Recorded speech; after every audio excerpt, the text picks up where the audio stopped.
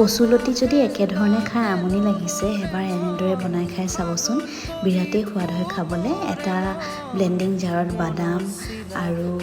জিৰা এইফালে সৰিয়হ গুটি কেইটামান আৰু শুকান জলকীয়া লৈ পিচি ল'লোঁ এতিয়া এখন কেৰাহীত তেল দি পেলাই কালজিৰা দি দিলোঁ আৰু কচুলতিখিনি মই বাছি লৈছিলোঁ এইখিনি ধুনীয়াকৈ ইয়াতে দি দিছোঁ আৰু ইয়াত দিছোঁ মই নিমখ হালধি আৰু অকণমান কাশ্মীৰী ৰেড মিৰ্চ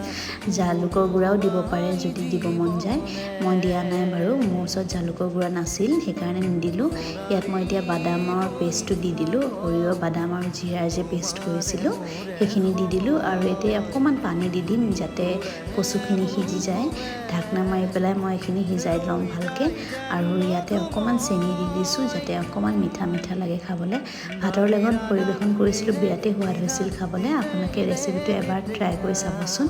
আশা কৰোঁ ৰেচিপিটো ভাল লাগিলে আৰু যদি ভাল লাগিছে এটা লাইক কৰিব